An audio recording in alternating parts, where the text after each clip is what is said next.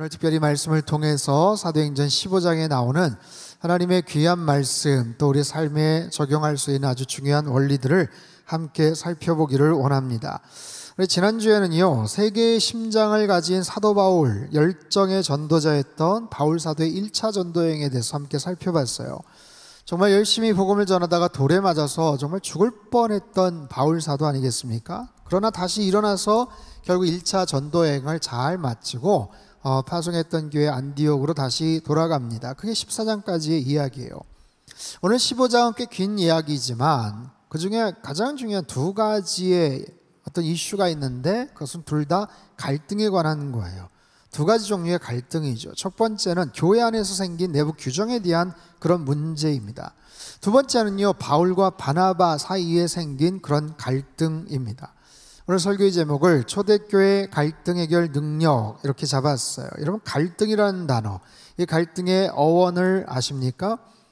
이 단어는요, 좀 어려운 단어이긴 한데 한자성어로 칡갈, 등나무 등자입니다. 칡과 등나무를 가리키는 말이에요. 이게 칡의 줄기는요, 항상 왼쪽에서 오른쪽으로 감아 올라간대요. 근데 반면에 등나무는 성질이 또 달라서 등나무 줄기는 오른쪽에서 왼쪽으로 감겨 올라간다는 거예요. 그래서 칡과 등나무가 서로 얽히고 꼬여 있듯이 까다롭게 뒤엉킨 상태를 갈등이다 라고 그렇게 지칭을 합니다. 이 두 가지 비슷해 보이는 이 식물이, 이 줄기가 서로 방향도 달라서 만나기도 어렵고 한 번 꼬이면 풀기가 굉장히 어렵습니다. 여러분, 이러한 갈등은요, 사람이 사는 곳이면 어디에나 존재합니다. 어디서나 볼 수 있는 그런 현상이죠. 특별히 초대교회, 가장 완벽했다고 말하는 초대교회 안에서도 이러한 갈등을 볼 수가 있었어요. 자, 갈등의 주된 원인이 무엇인지 다시 한번 1절과 5절 말씀을 살펴보죠. 같이 한번 읽습니다. 시작. 어떤 사람들이 유대로부터 내려와서 형제들을 가르치되 모세의 법대로 할례를 받지 아니하면 능히 구원을 받지 못하리라 하니, 바리새파 중에 어떤 믿는 사람들이 일어나 말하되 이방인에게 할례를 행하고 모세의 율법을 지키라 명하는 것이 마땅하다 하니라. 자, 어떤 사람들이 유대로부터 내려왔다라고 이렇게 지칭을 하는데, 정확하게 말하면 예루살렘 교회에 있는 몇몇 지도자들이, 교회 리더들이 안디옥 교회에 찾아온 거예요.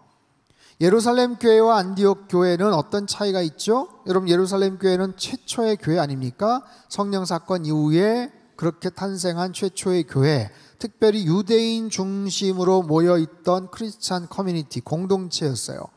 안디옥 교회는 뭡니까? 예루살렘 교회에서 파송되어서 개척된 교회입니다. 안디옥이라는 그 지역에서 주로 이방인들을 중심으로 사역을 하고 이방인들을 향해서 목회를 했던 그런 교회죠. 예루살렘 교회가 첫 번째 교회고 모교회예요. 그러다 보니까 안디옥 교회 입장에서는 모교회, 첫 번째 교회의 이야기를 많이 들을 수밖에 없는 그런 상황입니다. 그런데 예루살렘 교회에서 찾아온 어떤 몇몇 지도자들이 뭘 주장을 하냐면, 너희들 이방인들이 교회에 와서 예수 믿는 것은 좋은데 할례를 받아야 구원을 받아. 그리고 모세의 율법을 꼭 지켜야 돼 라고 주장을 하는 겁니다. 여러분, 할례라는 것은 유대민족의 남자아이가 태어나면 8일 만에 그 생식기, 성기의 끝 표피 부분을 자르는 의식이죠. 이것은요, 하나님의 백성됨에 대한 가장 중요한 표징, 징표였습니다. 그래야 하나님의 백성이 되고 하나님의 자녀가 되는 거예요. 자, 이방인들이 예수 믿는 것은 좋은데, 말씀을 통해서 예수 믿는 것은 좋은데 할례도 받아야 진정한 하나님 백성이 될 수가 있어. 이거를 누가 주장을 해요? 유대인 크리스찬들이 주장하는 거예요. 바울에게 돌을 던졌던, 스데반에게 돌을 던졌던 극렬한 유대주의자들이 아니라 교회 안에 있는 사람들, 예루살렘 교회에 있는 교회 리더들 중에 일부가 그것을 주장하는 거예요. 십자가에 달려 죽으신 예수님을 분명히 믿고 세례를 받고 복음을 전하는 사람들이 그것을 주장하는 거예요. 그러니 기가 막힐 노릇이죠. 너희들 이방인들도 할례 받지 않고 율법을 지키지 않으면 구원 받을 수 없어. 그거 취소야. 이렇게까지 이야기를 하니, 안디옥 교회 리더였던 바울과 바나바 입장에서는 얼마나 화가 납니까? 속상합니까? 그래서 적지 않은 다툼과 변론이 있었다. 2절 같이 한번 읽죠. 2절 시작. 바울 및 바나바와 그들 사이에 다툼과 변론이 일어난지라. 형제들이 이 문제에 대하여 바울과 바나바 및 그 중에 몇 사람을 예루살렘에 있는 사도와 장로들에게 보내기로 작정하니라. 적지 않은 다툼이 있었다. 격렬한 날카로운 논쟁이 있었다라는 거예요. 지금 1차 전도여행 정말 죽을 고생을 하고 갔다 왔잖아요. 2년 정도 걸렸어요. 2240km의 여정, 긴 여정입니다. 거기 엄청난 열매가 있었고 많은 이방인들이 예수님 앞에 돌아왔는데 이 사람들의 얘기로라면 다시 갔다 와야 되는 거예요. 헛고생한 거예요. 그것만 가지고 불충분하다라는 거예요. 말이 됩니까? 여러분, 이건 상황이 너무, 이건 정말 첨예하고 말도 안 되는 그런 논쟁 같죠. 유대인 중심적인 크리스찬들, 복음과 함께 할례와 율법도 지켜야 되고 받아야 된다? 무슨 소리냐? 바울과 바나바, 복음이면 충분하다. 당신들 이상한 소리 하지 말아라. 그렇게 부딪힌 겁니다. 자, 이 초대교회의 갈등, 이 문제를 어떻게 해결할 수 있을까? 여러분 보십시오. 시간이 지나고 나면 조금 더 객관적이고 넓은 관점으로 보면 어느 한쪽이 말도 안 되는 얘기를 한다라고 생각이 들지만 그 당시에 그 상황에서는요, 굉장히 첨예한, 야, 이 말이 오는 것 같기도 하고 이 말이 또 일리가 있고 그런 경우들이 많거든요. 이런 갈등의 상황 속에서 우리는 어떻게 대처를 해야 되는가? 자, 첫 번째는 충분한 토론이 필요해요. 이건 당연한 얘기지만 그들이 일단 모여서 충분한 토론을 합니다. 여러분, 어떤 갈등 상황이 있으면 당사자들, 그 상황을 주장하는 사람들이 같이 모여야 돼요. 그리고 그 이야기들을 어디서부터 어디까지인지를 좀 알아야 됩니다. 그리고 문제의 핵심이 뭔지, 본질이 무엇인지를 정확하게 알아야 돼요. 근데 되게 그렇지 않아요. 되게 전해 들어요. 2차, 3차로 전달받은 사람들 얘기를 풍문과 소문, 카더라 통신, 여러 가지 것들을 통해 가지고 잘못된 정보로 먼저 그렇게 오리엔테이션이 돼버리면 아예 그런 방향으로만 계속해서 정보를 흡수합니다. 그러다 보면 점점 더 본질을 호도하고 그것을 풀어나가기가 굉장히 어려운 그런 부분이죠. 오늘 본문도 가만히 보면 아예 이참에 다 모여봐라, 야, 다 한번 모여봐 라고 해서 초대교회 리더들이 함께 모입니다. 그래서 최초의 교회 지도자들의 회의가 시작이 된 거예요. 이름하여 예루살렘 공의회입니다. 2절을 보면 형제들이 이 문제에 대하여 바울과 바나바 및 그 중에 몇 사람을 예루살렘에 있는 사도와 장로들에게 보내기로 작정하니라. 안디옥 교회에서도 예루살렘으로 사람들을 보내요. 바울과 바나바와 함께 있었던 몇몇 사람들을 보냅니다. 왜냐하면 가서 설명을 해야 될 거 아니에요. 이게 1차 첫 번째 전체 교회 리더들이 모인 회의입니다. 여러분, 여기에 근거해서 기독교 역사 가운데 많은 공의회 회의들이 있었고, 이제 9월 달에 있을 제4차 로잔 대회도 사실 그런 관점으로 우리가 또 설명을 할 수가 있는 부분인데, 어찌됐든 바울과 바나바가 그들의 파송을 받아서 예루살렘으로 갑니다. 그리고 가는 그 무리 중에 한 사람이, 여러분 신약성경에 나온 디도라는 사람이 같이 가요. 여러분, 디모데와 디도, 사도 바울의 영적인 아들 아니겠습니까?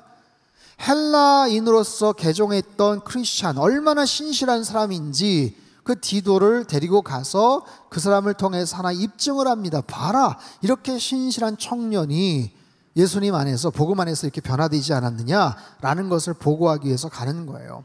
자, 3절과 4절 말씀을 우리 같이 한번 읽죠. 시작.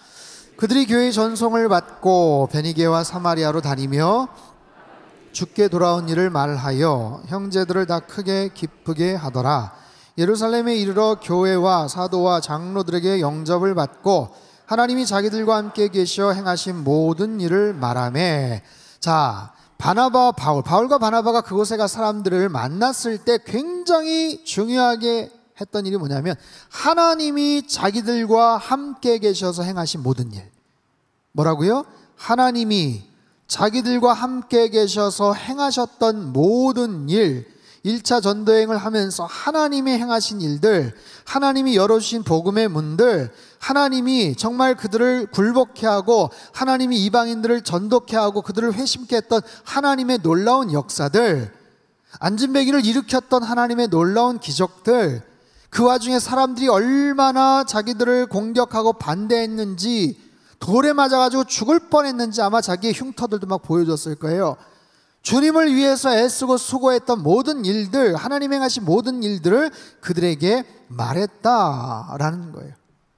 그 과정 속에서 복음이 얼마나 힘있게 전파가 됐고 이방인들이 얼마나 주님 앞에 나와서 성숙한 모습으로 함께 이렇게 자라고 있는지 함께 동행했던 디도라는 사람을 통해서도 아마 보여줬겠죠.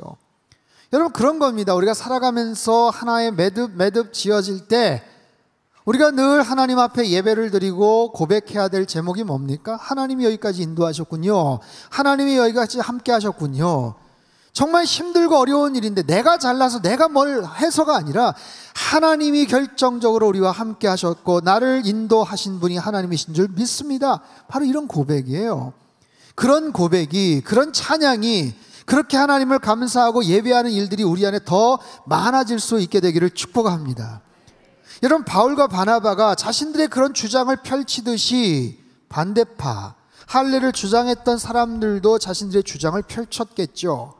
뼛속 깊이 새겨진 그런 신념, 안디옥까지 가서도 이야기했던 사람들이 자기의 홈구장에서 얼마나 또 신랄하게 또 아주 명백하게 또 이야기를 했겠어요. 그래서 7절을 보면 많은 변론이 있었다. 많은 변론이 있었다. 서로 간에 굉장히 많은 언쟁과 변론이 있었음에도 불구하고 초대교회는 이 갈등을 잘 풀어나갑니다. 성숙한 교회였겠죠. 자, 사랑하는 성도 여러분, 우리가 살면서 우리가 살아가는 수없이 많은 관계들이 있잖아요. 공동체가 있잖아요. 여러분이 섞여져 있는 수없이 많은 인맥과 여러 가지 공동체 안에서 크고 작은 모습의 갈등들이 생겨요. 그것을 이상하게 생각할 필요가 없죠. 크고 작은 갈등들, 그런 차이들 언제나 있게 마련입니다. 근데 중요한 것은 그것을 어떻게 풀어나가느냐라는 거예요. 이들은 함께 모여서 서로 토론을 합니다. 서로 굉장히 중요한 본질에 대해서 서로 이야기를, 핵심을 간파합니다. 여러분, 그런 거예요. 어떤 상황이 됐을 때 정확하게 상대방의 논지가 무엇이고 이 문제를 풀어나갈 수 있는 핵심이 무엇인지를 정확하게 그리고 합리적으로 설명하고 설득할 수 있어야 돼요. 근데 거기에 가장 큰 반대, 가장 큰 장애물이 뭔지 아세요? 우리의 감정입니다. 감정. 우리의 논리나 우리의 이론이 부족하거나 그것이 날선 모습으로 상대방에게 설파되지를 못해서가 아니라 때로 우리의 감정이 모든 것을 망쳐버린 경우가 굉장히 많아요. 갈등을 관리하는 방법이라는 책이 있어요. 피터 콜만이라는 세계적인 갈등 관리 전문가가 쓴 거의 500페이지에 육박하는 꽤 두터운 책인데요. 갈등 관리에 대한 수없이 많은 이론과 다양한 사례들을 제시합니다. 그 중에 흥미로운 부분들이 굉장히 많은데 특별히 사람의 감정이 이 갈등을 풀어나가는 데 있어서 어떻게 영향을 끼치는지를 한번 설명을 드리고자 합니다. 여러분 보십시오. 수많은 사람들, 인간의 모든 갈등들, 이것이 어떤 이성이나 신념이나 논리가 부족해서 문제가 생기거나 더 엉키는 게 아니에요. 감정이 중요한 역할을 한다는 거예요. 감정의 문제를 해결하지 못해서 갈등이 더 증폭된다는 거죠. 특별히 사람에게는요, 긍정적인 감정과 부정적인 감정이 있어요.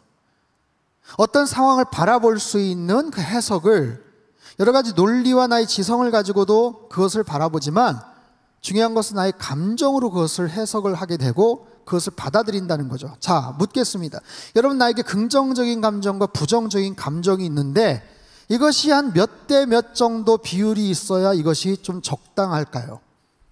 저도 이 책을 보면서 굉장히 참 놀라기도 하고 흥미로웠는데 긍정적 감정과 부정적 감정의 비율이 약 4대1 정도 4대1 정도 돼야 이 상황을 논리적으로 그리고 객관화시켜서 풀어나갈 수 있다는 거예요. 여러분, 4대1이라면 80대20 아니겠습니까? 그죠? 맞죠? 틀렸나? 4대1. 여러분, 직장인들은 4대1 정도 되는데 더 놀라운 것은 가정 안에서 자녀들, 부부 사이의 관계는 5대1 정도 돼야 된다는 거예요. 퍼센테이지가 그 정도 돼야 이것이 객관적으로 그 부분에 대해서 볼 수 있다는 거예요. 누군가를 향해서 긍정적인 감정이 2대1 정도만 돼도 이게 안 돼요. 3대1 정도만 돼도 부정적인 감정이 긍정적인 감정을 집어삼킨다는 거예요.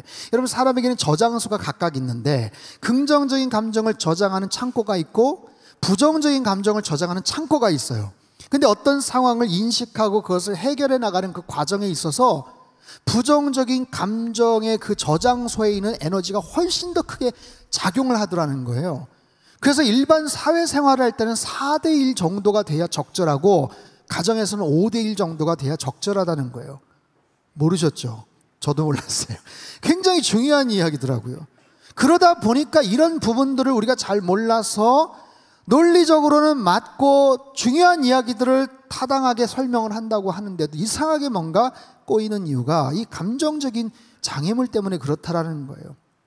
여러분, 그렇기 때문에 우리의 감정을 잘 조절하셔야 돼요. 감정의 문제를 잘 통제하셔야 돼요. 아무리 내 주장과 내 신념이 옳다고 하더라도 이미 상대방의 부정적인 감정에 대한 부분들이 더 많이 건드려지면 이것은 풀어나가기가 굉장히 어렵습니다. 나의 격해진 감정으로 인해서 어떤 상황이 더 곤란해지고 왜곡될 수 있음을 우리는 기억해야 돼. 그래서 자신의 감정을 잘 다스리고 하나님의 뜻을 잘 분별하여서 그런 자세와 열정을 가지고 문제를 풀어나가는 것, 공동체 안의 이 갈등의 문제를 잘 해결해 나갈 수 있는 그런 저와 여러분의 삶이 되시길 주님의 이름으로 축복합니다. 자, 공동체 갈등을 해결하기 위해서는요, 좋은 리더가 필요합니다. 중재자가 필요하다는 거예요. 6절에서 9절 그리고 13절 말씀을 같이 한번 읽습니다. 시작.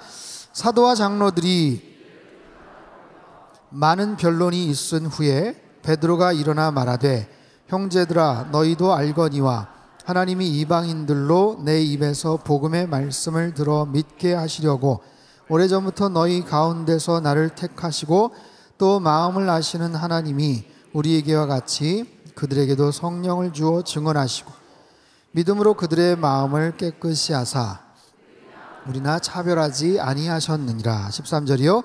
말을 마침에 야고보가 대답하여 이르되 형제들아 내 말을 들으라.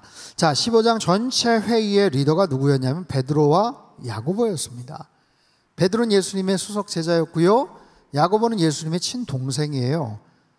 예수님의 제자 야고보가 아닙니다. 예수님의 친동생 야고보. 이 두 사람이 초대교회의 아주 중요한 중추적인 리더 역할을 감당했어요. 그들은요, 모든 상황들을 다 들어보고 자신의 경험을 비추어 봅니다. 특별히 베드로의 경우 자기가 봤던 환상의 의미들, 그리고 구약의 이사야나 다른 말씀에서 근거하신 하나님의 그런 계획과 섭리들, 그리고 자신의 판단이에요. 양쪽의 이야기를 다 듣고 현장의 이야기들을 다 들은 내용들을 토대로 결정을 내립니다. 회의 자체는 굉장히 민주적이었는데 그럼에도 리더의 역할이 중요했어요. 여러분, 세상의 모든 조직이 다 그렇죠. 어떤 상황이어도 항상 그것을 중재하거나 리드하거나 결정을 내려야 되는 어떤 기구와 그런 사람들, 그런 존재가 있어요. 핵심 리더들이 있어요. 여러분, 회사도 마찬가지고 교회는 더더욱 그러합니다. 교회 모든 일들을 목회자나 아니면 소수 리더들에 의해서만 결정되는 것은 아니지만 모든 상황들을 전체 교인의 입장을 다 낱낱이 다 들어보고 다 결정할 수 있는 것은 또 아니에요. 때에 따라서 리더의 결정에 맡겨야 될 때가 있죠. 그럴 때 그 리더가, 그 중재자가 어떤 사람이냐가 굉장히 중요합니다. 전체 상황을 다 보고 결정해야 될 부분이 있고 필요하면 다수결로 정해야 될 그런 문제들이 있는데 베드로와 야고보 사도가 이 모든 것들을 잘 중재를 합니다. 그리고 최종적인 결론을 야고보가 이렇게 내려요. 19절 20절 말씀을 같이 한번 읽습니다. 시작. 그러므로 내 의견에는 돌아오는 자들을 괴롭게 하지 말고 다만 우상의 더러운 것과 음행과 목매어 죽인 것과 피를 멀리하라고 편지하는 것이 옳으니. 내 의견에는, 이 말은 크리노라는 헬라어 단어인데 나는 판단합니다, 나는 이제 결정하겠습니다, 그런 뜻이에요. 의장으로서, 리더로서 전체적인 회의의 내용들을 다 들어보고 나서 이제는 결론을 내리겠습니다 라는 거예요. 결론은 어떻게 내렸는가? 네 가지를 이야기합니다. 그 네 가지는 뭐냐면 우상의 더러운 것, 음행, 목매어 죽인 것, 피, 이 네 가지를 이방인이었다가 교회 공동체 안에 들어온 사람들에게 정확하게 전달을 해서 이거 주의해라. 혹시 과거에 우상 앞에 절하고 우상 앞에 가가지고 이상한 행동을 했던 사람들이 교회 안에 들어와서도 여전히 그런 모습이 연결이 되지 못하게 차단해라. 우상 앞에 절하는 것, 우상 앞에서 음행하는 것, 피가 있는 채로 목매어 죽인 음식을, 그런 짐승을 먹는 것, 이런 모든 것들은 허락하지 않으니 이 부분들을 경고한다. 다만 할례 받는 부분에 대해서는 그거는 아닌 것 같다 라고 판결을 내립니다. 유대주의자들의 강력한 주장이었던 할례 받아야 되는 것 포기합니다. 여러 관행들 4가지만 딱 정해서 합일점에 그렇게 도달을 합니다. 여러분, 양쪽 다 이 부분들은 이방인들을 위해서는 아유 다행이다, 할례를 강요받지 않고 상세한 유대교 율법 지키지 않아도 되네, 다행인 거예요. 유대인들을 위해서는 유대인들이 봤을 때 이방 종교에 심취했다가 들어온 사람들의 좀 민망하거나 정말 마음에 불편했던 이런 부분들도 금지시켰기 때문에 이 모든 부분에 대한 딱 정확한 중재안을 가지고 교회들에게 편지를 보냅니다. 더 이상 말이 없게 해라, 오해가 생기지 않게 해라 하면서 깔끔하게 정리를 해버리는 거예요. 여러분, 초대교회가 얼마나 성숙한 교회입니까? 리더들이 사람들의 의견을 묵살하고 처음부터 결론 내린 것 아니에요. 그렇다고 사람들이 저마다의 의견을 끝까지 고집한 것 아닙니다. 충분하게 토론을 했고요, 구약의 말씀에 근거했고요, 자신들의 경험을 토대로 했고요, 사람들의 이야기를 충분하게 경청을 했어요. 그리고 나서 최종적으로 이게 좋겠습니다 라고 결정을 내리고 결론을 지을 때 어느 누구도 토를 달지 않습니다. 저는 끝까지 반대입니다 라고 하지 않아요. 결정에 순종을 합니다. 여러분, 어떻게 이것이 가능했는가? 어떻게 이런 좋은 리더들이 그런 부분들을 중재했는가? 여러분, 베드로와 야고보가 성령 충만했죠. 성령 충만했어요. 근데 그와 동시에 그들도 마찬가지로 시야가 넓어지는 경험을 했거든요. 잘 생각해 보세요. 여러분, 베드로 같은 경우도 하늘에서 내려온 환상, 먹지 말라고 했던, 구약에 나와 있던 그 율법에 금지되었던 그 음식에 대한 부분들을 파기하고 고넬료에게 세례를 줬던 그 경험을 통해서 그가 깨닫거든요. 아, 이방인들에게도 복음이 들어가도 되는구나 하는 걸 깨달아요. 여러분, 야고보는 어떻습니까? 예수님의 동생 야고보는요, 예수님 생존하셨을 때 예수님 자기 친형인데 미쳤다라고 막 손가락질했던 사람이 야고보예요. 그랬던 야고보가 부활하신 예수님 만나고 그가 변화가 되죠. 사도 바울은 어떻습니까? 말할 것도 없죠. 격렬한 유대주의자 아니었습니까? 그랬던 바울이 다메섹 도상에서 예수님 만나고 체험하고 완전히 180도 돌아선 개과천선한 그런 복음의 증인이 되잖아요. 그래서 그런 경험을 했던 리더들이 있기 때문에 지금 할례와 율법을 주장하는 사람들을 어리석다, 좁고 답답한 아유 이 인간들아 이렇게 얘기한 게 아니라 아 그럴 수 있어, 그렇게 볼 수 있지 하면서 의견들을 충분히 들어주고 받아주는 여유 있는 그런 모습들을 펼쳐요. 만약에 그런 리더들이 없잖아요, 아마 굉장한 서로 간의 논쟁과 격렬한 그런 많은 그런 서로 간의 비방과 그런 이야기를 하다가 뭐 멱살잡이하고 어떻게 깨졌을지도 몰라요. 초대교회 깨어졌을지 모릅니다. 하지만 중요한 리더들, 중재자들의 근거에서 최초의 예루살렘 공의회는 아주 성공적으로 끝이 나더라는 거예요. 자, 10절과 11절 말씀 우리 같이 한번 읽습니다. 시작.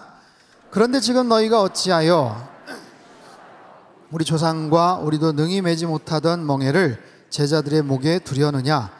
그러나 우리는 그들이 우리와 동일하게 주 예수의 은혜로 구원받는 줄을 믿노라 하니라. 자, 리더들의 결정하에 초대교회는 아주 중요한 결론을 도출해 냅니다.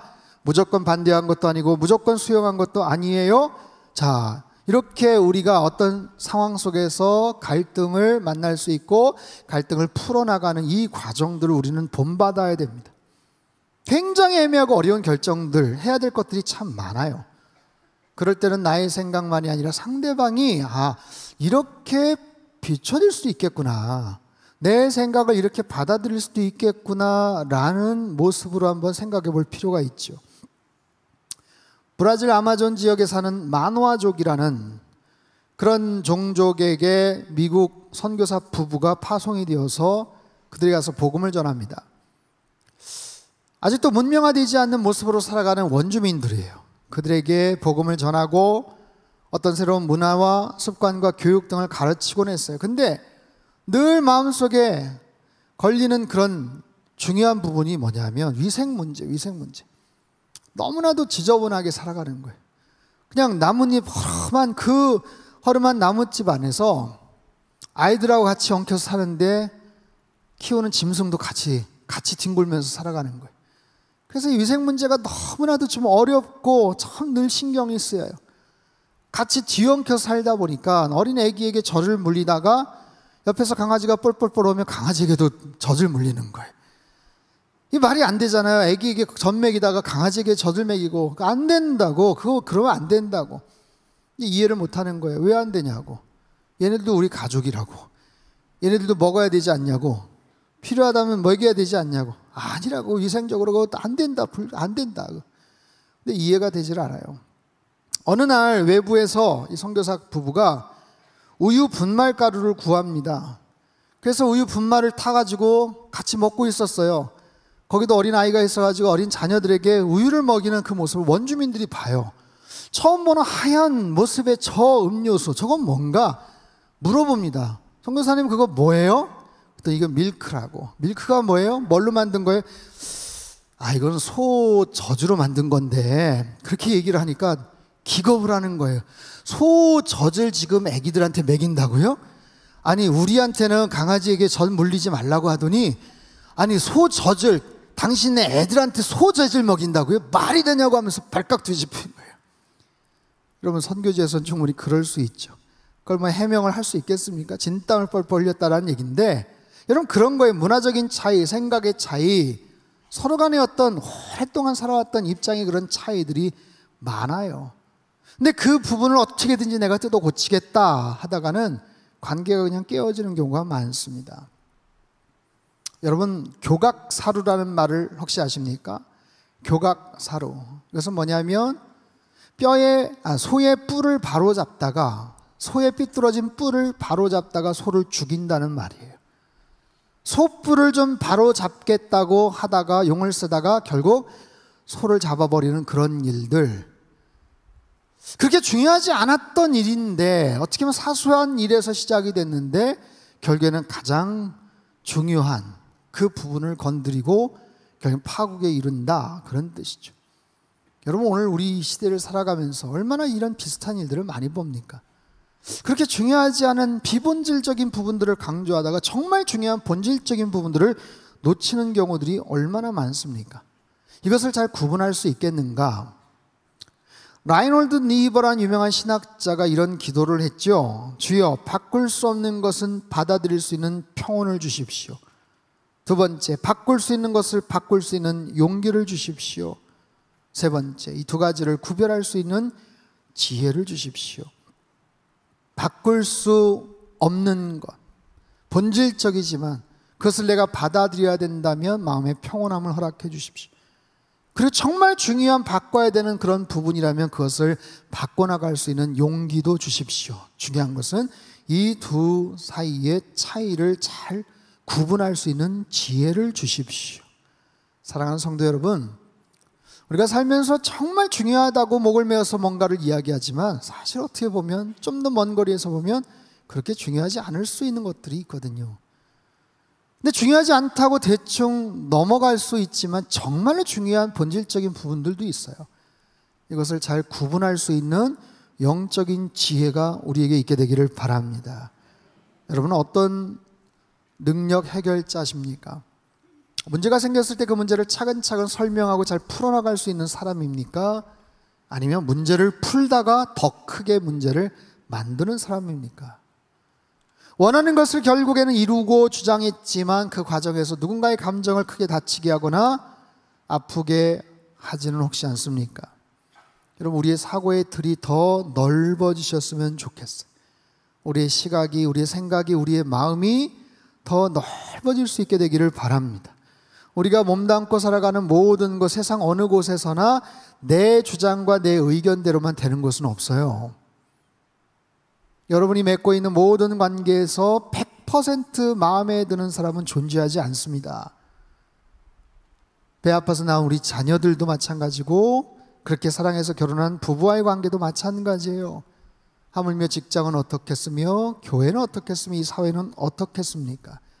당연히 발생할 수 있는 그런 문제들, 여러 가지 갈등을 정말 하나님께서 주시는 그 마음을 가지고 넓은 시선을 가지고 풀어나갈 수 있다면 여러분 저와 여러분들이 속해 있는 모든 곳에 들어가서 얽히고 설켜 있는 그 갈등의 문제를 잘 풀어나갈 수 있다면 하나님께서 얼마나 기뻐하시겠어요.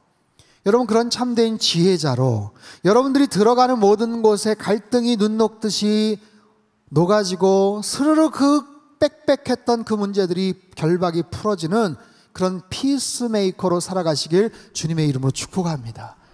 여러분, 오늘 이 시대는 그런 사람들을 요구합니다.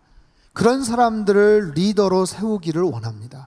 그런 사람들이 들어간 곳에서는요, 고성이나 그런 여러 가지 질타나 비방이나 논쟁이나 시기 질투는 사라지고 오히려 서로를 이해하고 서로를 양보하고 또 사랑하고 배려하는 그런 아름다운 하나님의 나라, 하나님의 문화가 싹트게 될 거예요.